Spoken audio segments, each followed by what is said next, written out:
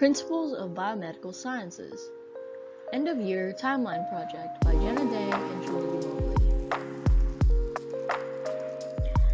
This is the crime scene research methods. In this one, we explain 6 different crime scene research methods to teach viewers about how investigators search crime scenes.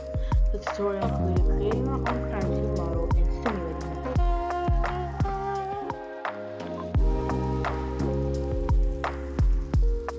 The Human Body Systems Project.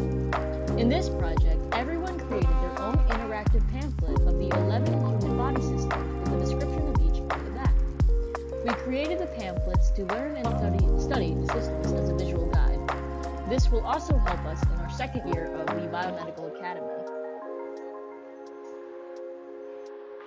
Heart Board Game.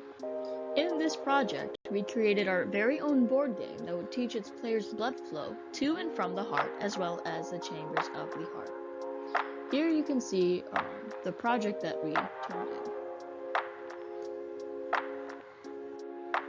HIPAA tutorial. In this tutorial, we first recorded ourselves violating HIPAA laws and later in the tutorial explained and described what someone can and cannot do under HIPAA.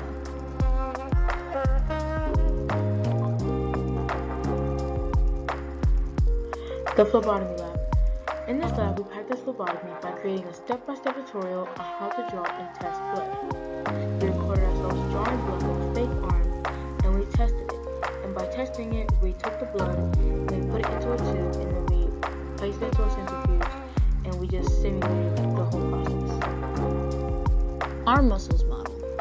Here we were able to either create our own clay model of our arm muscles or illustrate them on our own using a specialized app on our phones.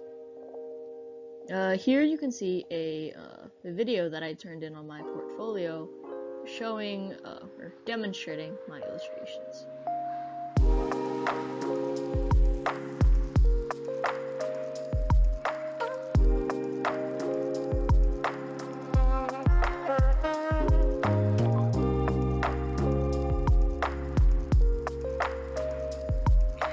Here we have the hypertrophy experiment.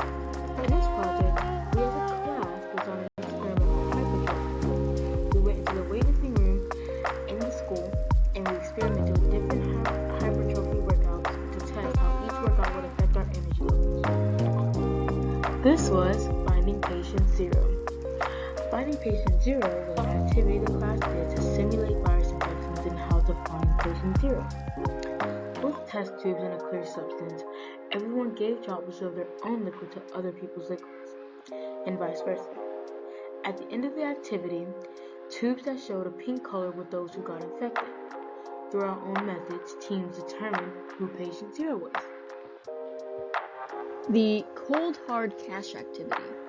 In this activity, we went in groups around the school and had to figure out a code via translating strands of DNA codes, which led us to a hint towards the Anna Garcia case.